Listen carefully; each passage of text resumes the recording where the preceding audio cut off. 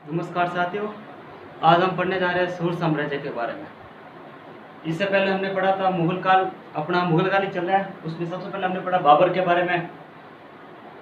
बाबर ने कौन कौन से युद्ध लड़े, उनकी मृत्यु कब हुई, और बाबर के बाद उसका बेटा हुमायूं आया। हुमायूं के बाद में आज हम पढ़ने जा रहे हैं सूर साम्राज्य। तो आज सूर साम्राज्य के बारे में हम विस्तार से अध्ययन करेंगे। आपके बोर्ड के अंदर जैसे जिस प्रकार से प्रश्न पूछे जाते हैं, उसी प्रकार से अपन सूर साम्राज्य के बारे में अध्ययन करेंगे।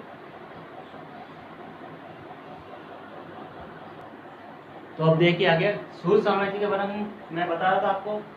तो सबसे पहले आपको ध्यान क्या रखना है, सूर साम्राज्य के का जो संस्थापक था, जिन्होंने इस साम्राज्य की नींव डाली, वो था फरीद। इनका वास्तविक नाम फरीद था और इसको दूसरा नाम और भी पुकारा जाता था, वो था शेरा खान।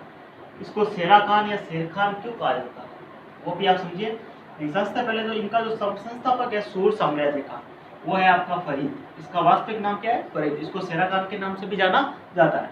इनके पिता का नाम था हसन खान। ध्यान समझिएगा, इनके पिता का क्या नाम था, हसन खान। जौनपुर राज्य, एक गांव है सासाराम जो बिहार में आया हुआ है, वहां पर ये जमींदार थे। किनके पिता, फरीद के पिता हसन खान सासाराम जो बिहार में आया हुआ है, उस जगह के क्या थे, वो जमींदार थे इनके पिताजी। फिर फरीद ने एक बार क्या किया, एक शेर को मार दिया। शेर को मारा, ध्यान रखना, फरीद ने एक बार शेर को मार दिया। तो दक्षिणी बिहार का एक शासक था बहार खान। बहार खान था उस समय दक्षिणी बिहार का शासक था। तो उसने जब फरीद ने शेर को मारा, तो दक्षिण बिहार का शासक जो बहार खान था, उसने उसको शेर खान की उपाधि दी। किसकी उपाधि दी, तो शेर खान की उपाधि किसने दी थी, बहार खान ने। कारण क्या था, फरीद ने शेर को मार दिया था, इस कारण से उसने शेर खान की उपाधि दी। और ये जो बहार खान था वो दक्षिणी बिहार का राजा था। अब आगे देखिए, अगर अपन बात करें इसकी साम्राज्य विस्तार की, जिसको अपन शेर खान या फरीद के नाम से जानते हैं, उसका जो साम्राज्य विस्तार था वो एक बार देखिए। अगर हम उत्तर की बात करें, उत्तर में हिमालय की ओर, दक्षिण में बंगाल की खाड़ी तक, पूर्व में असम और पश्चिम में खरोई, ऐसा मतलब कह सकते हैं कि पूरे भारत पर इसका अधिकार होता और इसका साम्राज्य बहुत ज्यादा फैला हुआ था।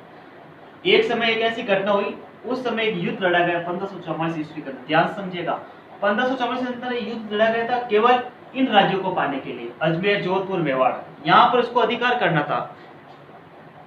यह युद्ध बहुत भयंकर हुआ था मालदेव और शेर खान के बीच। और इसमें इनके एक सेनापति थे, देखो मालदेव के, जैता और कुपा। इस युद्ध में जैता और कुपा ने बहुत जबरदस्त वीरता के साथ इस युद्ध में भाग लिया और युद्ध किया। और शेरशाह ने इसी आधार पर एक बात कही कि इस छोटे से राज्य के लिए, छोटी सी जगह के लिए, मतलब उसको उन्होंने छोटी सी जगह और छोटी सी राज्यों को एक अलग बात में कथन किया कि एक में मुट्ठी भर बाजरे के लिए, मुट्ठी भर जितना बाजरा होता ना, उसको उन्होंने इस जगह को बताया कि इस जगह पर, जिस जगह पर ये जगह पर अधिकार करना चाहता था, उसको उन्होंने क्या माना, मुट्ठी भर बाजरा माना।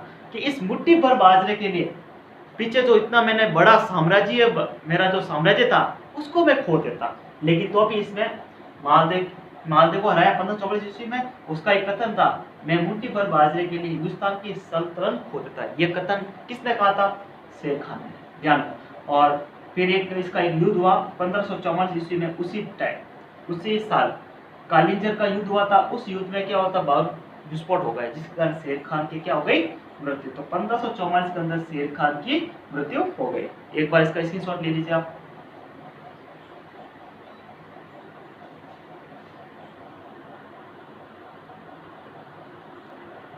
अब आगे देखिए आप, शेर खान ने अपने शासन काल के अंदर कौन कौन से काम किए।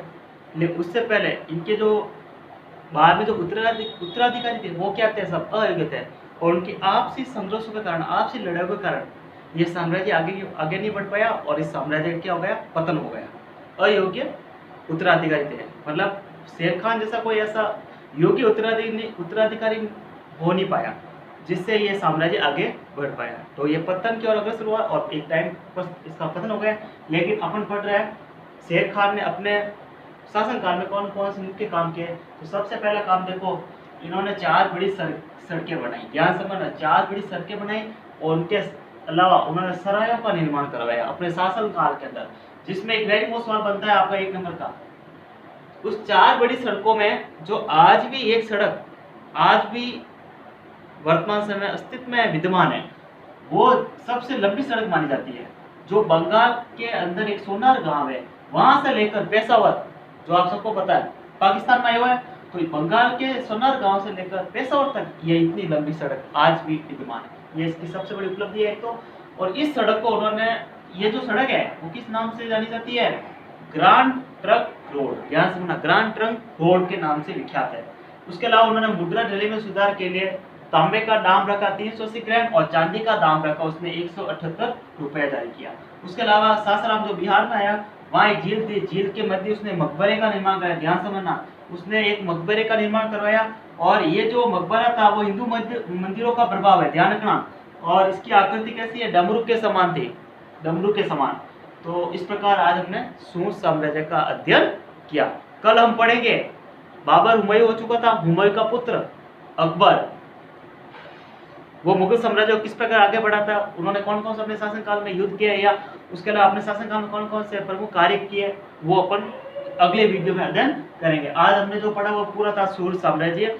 जो फरीद था उसको कौन सी उपाधि थी, किसने दी, उसका शेर खान नाम कैसे पड़ा, वो आपने आज सारा पढ़ लिया। उसने अपने शासनकाल में कौन कौन से काम किए, कौन सी झील के मध्य मकबरे का निर्माण किस जगह पर, उसकी आखिर डमरू की समान थी, बड़ी सड़क बनाई जो आज ही विद्यमान है, उसको सड़क ग्रांड ट्रंक के रोड के नाम से विख्यात है। धन्यवाद।